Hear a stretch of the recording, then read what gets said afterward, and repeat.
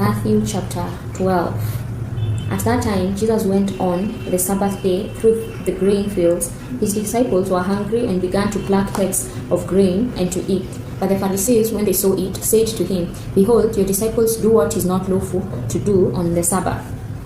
But he said to them, Haven't you read what David did when he was hungry, and those who were with him, how he entered into God's house and ate the showbread, which was not lawful for him to eat, nor for those who were with him, but only for the priests? Or have you not read in the law that on the Sabbath day the priests in the temple profane the Sabbath and are guiltless?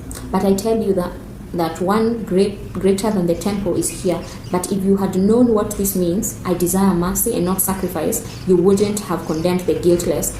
For the Son of Man is Lord of the Sabbath.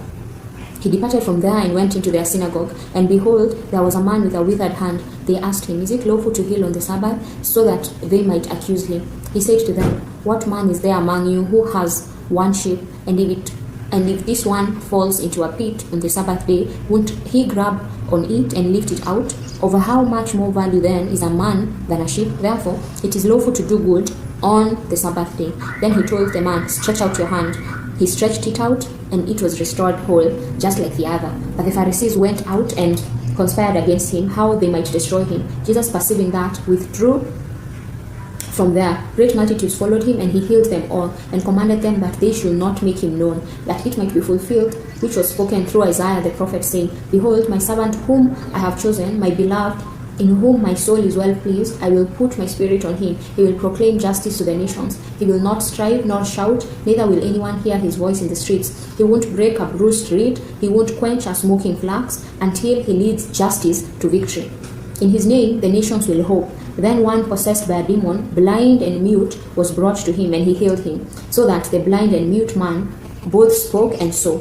All the multitudes were amazed and said, Can this be the son of David? But when the Pharisees heard it, they said, This man does not cast out demons except by Beelzebul, the prince of demons. Knowing their thoughts, Jesus said to them, Every kingdom divided against itself is brought to desolation, and every city or house divided against itself will not stand. If Satan casts out Satan, he is divided against himself. How then will his kingdom stand? If I, by Beelzebul, cast out demons, by whom do your children cast out? Therefore, they will be your judges. But if I, by the Spirit of God, cast out demons, then God's kingdom has come upon you. Or how can one enter into the house of the strong man and plunder his goods, unless he first bind the strong man? Then he will plunder his house. He who is not with me is against me, and he who doesn't gather with me scatters. Therefore I tell you, every sin and blasphemy will be forgiven men, but the blasphemy against the Spirit will not be forgiven men. Whoever speaks a word against the Son of Man, it will be forgiven him. But whoever speaks against the Holy Spirit, it will not be forgiven him, either in this age or in that which is to come.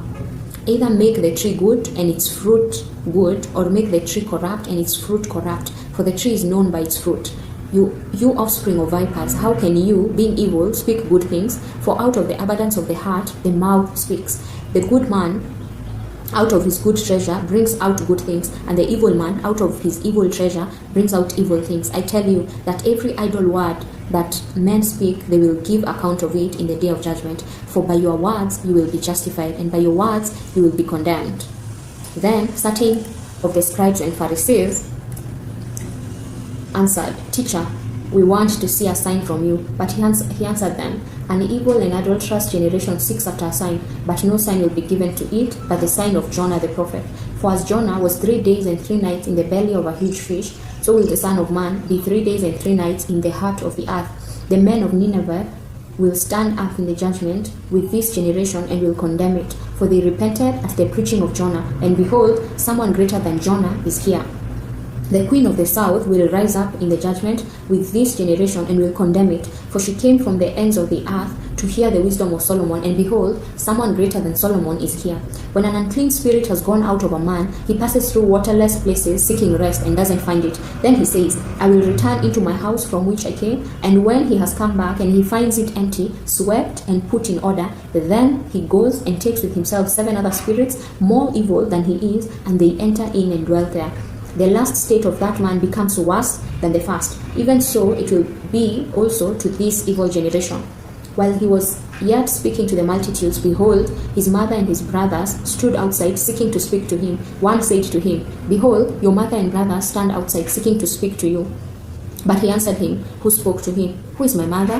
Who are my brothers? He stretched out his hand towards his disciples and said, Behold, my mother and my brothers. For whoever does the will of my Father who is in heaven, he is my